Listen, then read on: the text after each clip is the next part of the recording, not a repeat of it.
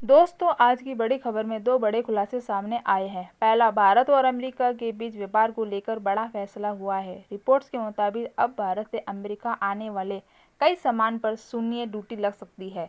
अगर ऐसा होता है तो भारतीय निर्यातकों को बड़ा फायदा मिलेगा और भारत का व्यापार तेजी से बढ़ सकता है। इससे टेक्सटाइल्स, दवाइयाँ, इंजीनियरिंग सामान के निर्यात में बड़ा उछाल आ सकता है। लेकिन इसी बीच एक ऐतिहासिक घटना भी चर्चा में है। शेख मुजीबर रहमान, जिन्हें बांग्लादेश का संस्थापक नेता माना जाता है, उनकी हत्या ने पूरी दुनिया को चौंका दिया था। शेख मुजीबर रहमान 15 अगस्त 1947 को कुछ सैन्य अधिकारियों ने उनके घर पर हमला कर दिया और उन्हें और उनके परिवार के अधिकांश सदस्यों को मार दिया। इस घटना के पीछे राजनीतिक असंतोष और सत्ता संघर्ष को कारण बड़ा माना जा रहा है। आज भी ये घटना दक्षिण एशिया के इतिहास की सबसे बड़ी और दर्दनाक घटनाओं में से एक मानी जाती है। तो दोस्तों, भारत और अमेरिका समझौते से जहां भारत को आर्थिक फायदा हो सकता है, वहीं इतिहास की ये घटनाएं हमें याद दिलाती हैं। भारत और यूनाइटेड स्टेट के बीच व्यापार को लेकर एक बड़ा फैसला लिया गया है, जो भारत की अर्थव्यवस्था के लिए काफी महत्वपूर्ण माना जा रहा है। पहले अमेरिका में भारत से जाने वाले कई उत्पादों पर लगभग 50% तक रेसिप्रोकल टैरिफ लगाया जाता था। इससे भारतीय कंपनी और निर्यातकों को काफ़ी दिक्कत होती थी, क्योंकि उनके सामान महंगे हो जाते थे और अंतर्राष्ट्रीय बाजार में प्रतिस्पर्धा करना मुश्किल हो जाता था। लेकिन अब इस टैरिफ को घटाकर लगभग 80% तक कर दिया जाता है।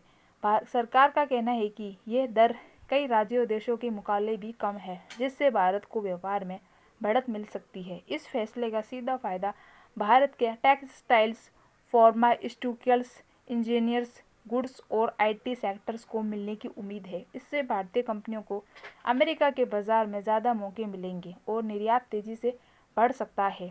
विशेषज्ञों का मानना है कि अगर ये फैसला पूरी तरह लागू होता है तो आने वाले समय में भारत और अमेरिका के बीच व्यापारिक संबंध और भी मजबूत हो सकते हैं। भारत और यूनाइटेड स्टेट्स के बीच हुए नए व्यापार समझौते को लेकर किसानों को लेकर भी बड़ा बयान सामने आया है। सरकार का कहना है कि इस समझौते से भारत के किसानों को किसी तरह का नुकसान नहीं होगा। हालांकि इस फैसले के बाद कई आलोचनात्मक ने चिंता जताई थी कि इससे भारत में विदेशी कृषि उत्पादों की एंट्री बढ़ सकती है, जिससे स्थानीय किसानों पर असर पड़ सकता है। लेकिन सरकार ने इस सभी चिंताओं को खारिज करते हुए साफ कहा है कि कृषि क्षेत्र में कोई बड़ी अतिरिक्त छूट नहीं दी गई है, यानी कई महत्वपूर्ण कृषि उत्पादों पर पहले की तरह भी नियम और शुल्क लागू रहेंगे। सरकार के मुताबिक इस समझौते को बनाते समय किसानों के हित को पूरी तरह ध्यान में रखा गया है, ताकि भारतीय कृषि बाजार सुरक्षित रह सके।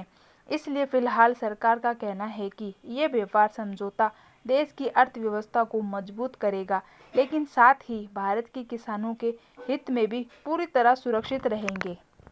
अब बात करते हैं उस नेता की जिन्हें बांग्लादेश का राष्ट्रपिता कहा जाता है। हम बात कर रहे हैं शेख मुजीबुर रहमान की। शेख मुजीबुर रहमान ने बांग्लादेश की आज़ादी के लिए लंबा और बड़ा संघर्ष किया था। उस समय बांग्लादेश, जिसे पहले पूर्वी पाकिस्तान कहा जाता था, पाकिस्तान का हिस्सा था, लेकिन वहाँ के लोगों को राजनीतिक और आर्थिक अधिकार नहीं मिल रहे थे। इसी के खिलाफ शेख मुजीबुर रहमान ने आंदोलन शुरू किया और लोगों को आज़ादी के लिए एकजुट किया।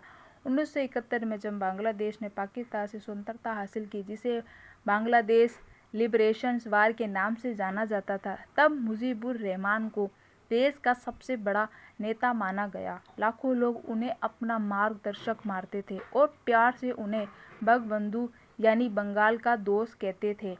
आज भी बांग्लादेश के इतिहास में उनका नाम एक महान नेता और स्वतंत्रता के प्रतीक के रूप में लिया जाता है। लेकिन 1975 में एक ऐसा दिन आया जिसने पूरी दुनिया को चौंका दिया। 15 अगस्त 1975 की सुबह सूरज निकलने से पहले ही कुछ सैन्य अधिकारियों का एक समूह ढाका में स्थित शेख मुजामिर रहमान के घर पहुंच गए। कुछ ही पलों में गोलियों की आवाज़ गूंजने लगी और पूरे इलाके में अफरा तफरी मच गई। इस अचानक हुए हमले में शेख मुजीबुर रहमान और उनके परिवार की कई सदस्यों की भी हत्या की गई। इस घटना को इतिहास में एसोसिएशन ऑफ शेख मुजीबुर रहमान के नाम से जाना जाता है। ये हमला इतना बड़ा था कि पूरी दुनिया हैरान रह गई। एक ऐसे नेता की हत्या कर दी गई जिसे बांग्लादेश का राष्ट्रपिता और आज़ादी का सबसे बड़ा चेहरा माना जाता था। आज यही घटना बांग्लादेश के इतिहास की सबसे बड़ी और दर्दनाक राजनीतिक घटनाओं में से एक मानी जाती है। लेकिन 1975 में एक ऐसा दिन आया जिसने पूरी दुनिया को चौंका दिया। 15 अगस्त 1975 की सुबह सूरज निकलने से पहले ही कुछ सैन्य अधिकारियों का एक समूह ढाका में स्थित शेख मुजामिर रहमान के घर पहुंच गए। कुछ ही पलों में गोलियों की आवाज़ गूंजने लगी और पूरे इलाके में अफरा तफरी मच गई।